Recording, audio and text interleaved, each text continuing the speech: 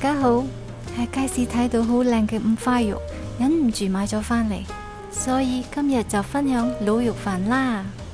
我呢度係用咗大概350g嘅五花肉，我會先去皮，然後切塊，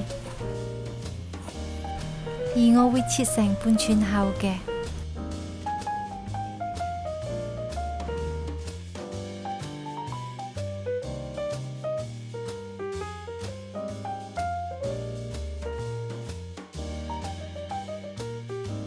呢度係70g嘅乾葱頭，將佢切成薄片，然後炸香佢。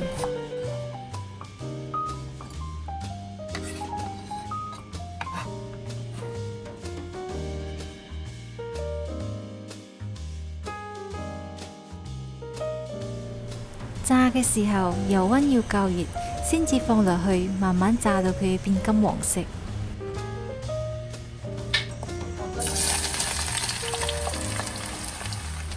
中途時不時都要搞下佢，俾佢炸得均勻啲。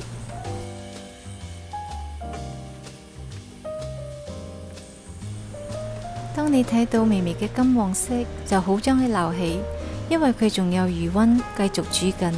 如果唔撈起嘅話，就會燶㗎喇。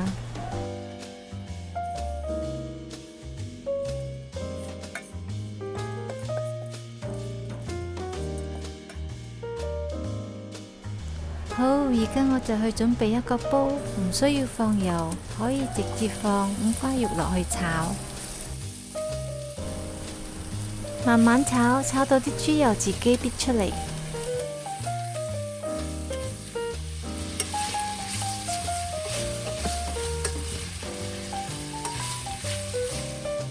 睇，呢啲就係豬油啦。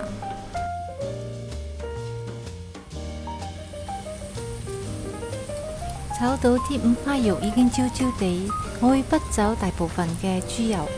如果唔係，呢道餸會太油，而留起咗嘅豬油同埋之前嘅葱油可以留嚟煮其他餸菜嘅。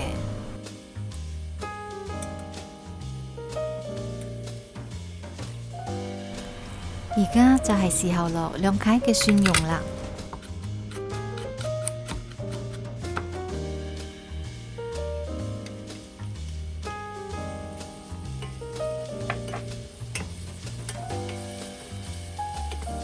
跟住就落埋20g嘅冰糖炒溶佢。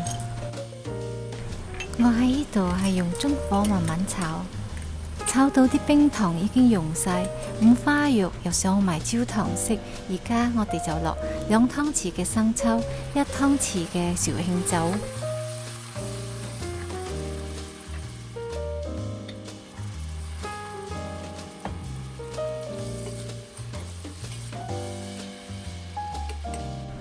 五香粉同埋胡椒粉各半茶匙，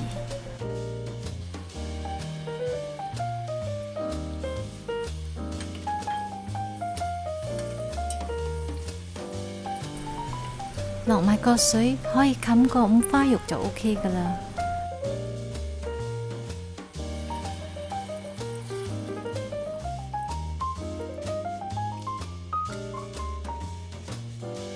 喺呢個 recipe 我仲會放一個八角、肉桂、香葉、少少嘅花椒同埋丁香嘅。我就鍾意放入煲湯袋，但跟一次過可以夾走晒。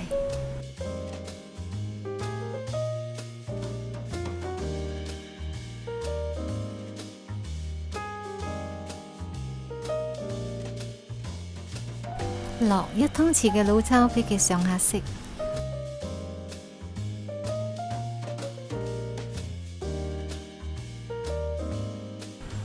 仲有頭先炸好咗嘅乾葱頭。滷肉要煮得好食，落乾葱頭好重要噶。炸得靚嘅乾葱頭係提升滷肉香味嘅關鍵嚟噶。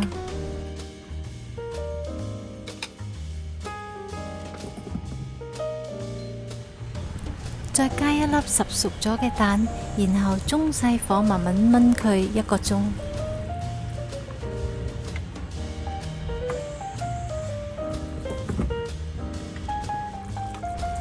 中途都需要攪下佢，避免佢黐鑊。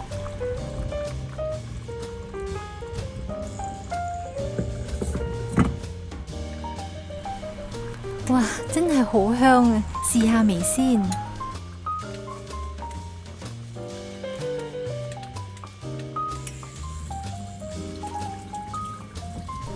淨係需要灑少少鹽調下味。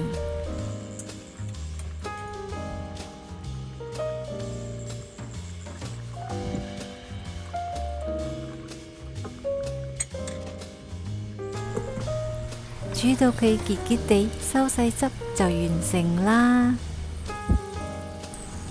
呢道餸鹹鹹香香，真係好惹飯。